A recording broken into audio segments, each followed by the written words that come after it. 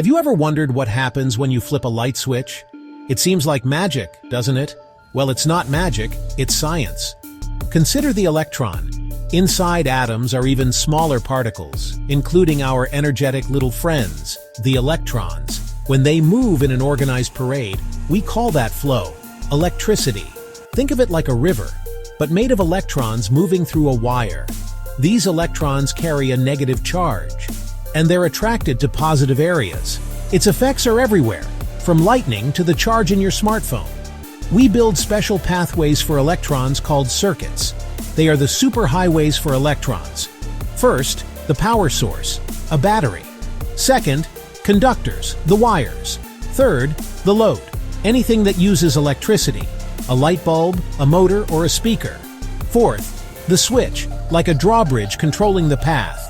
Together, the power source, conductors, load, and switch make a complete functional circuit. It all starts with getting those tiny electrons to march. Everything around you is made of atoms with electrons inside. Next, we'll trace their journey step by step and build a simple circuit.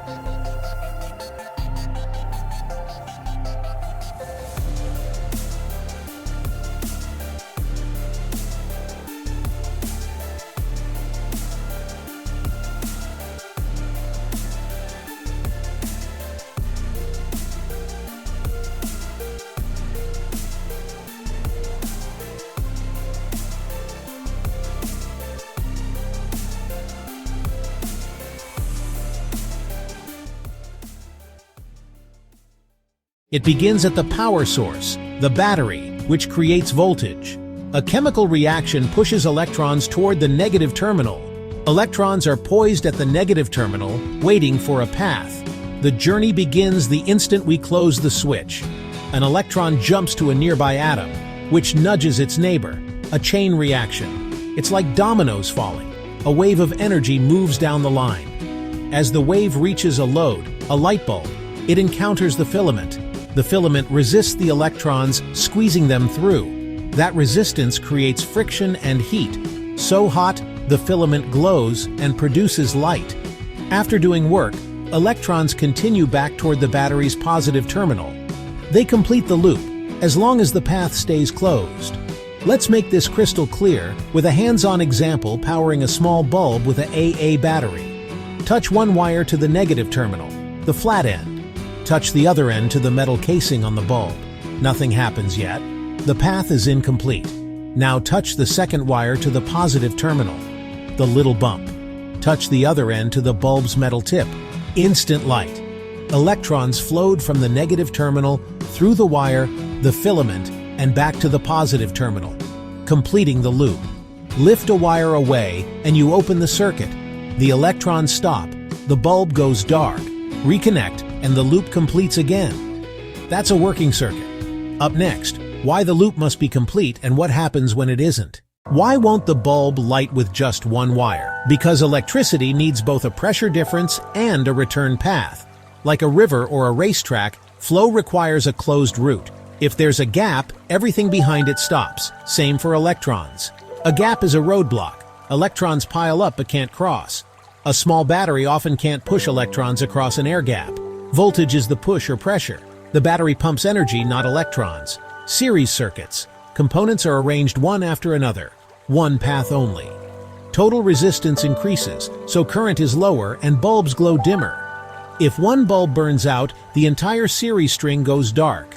Parallel circuits put components on separate branches. The current splits.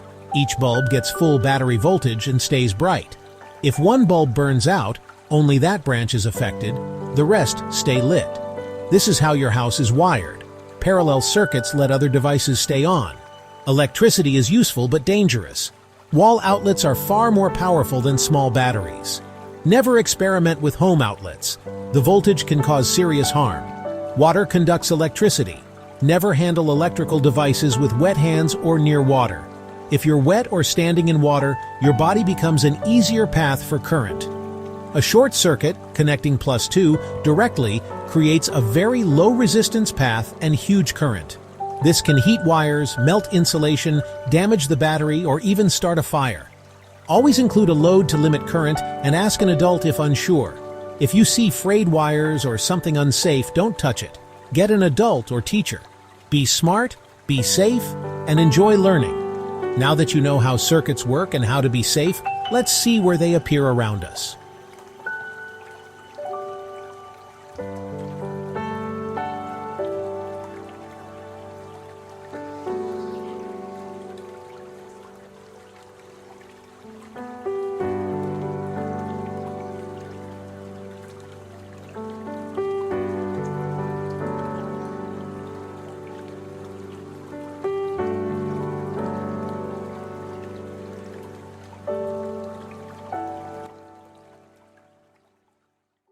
Once you think in circuits, you'll see them everywhere, starting with a simple flashlight.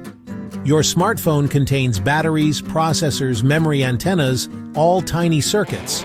On circuit boards, countless pathways guide electrons with precision. Processors and chips are tiny 3D circuits that make devices think and work. From toasters to cars, circuits power everyday life. Your car contains large circuits: battery, alternator, lights, radio, and onboard computers. Circuits underpin modern society, lighting cities, powering hospitals, connecting people. They enable life-saving medicine, data centers, and space exploration. Learning circuits gives you the tools to deconstruct and invent. Engineers ask, how can we make circuits smaller, faster, more efficient? New materials and ideas answer that. Next time you flip a switch, think about the parade of electrons doing work for you. Pushed by a power source, racing along wires, completing their loop. It's not magic, it's science. The simple electrical circuit lit up the world. Thanks for watching. Explore more and keep experimenting safely.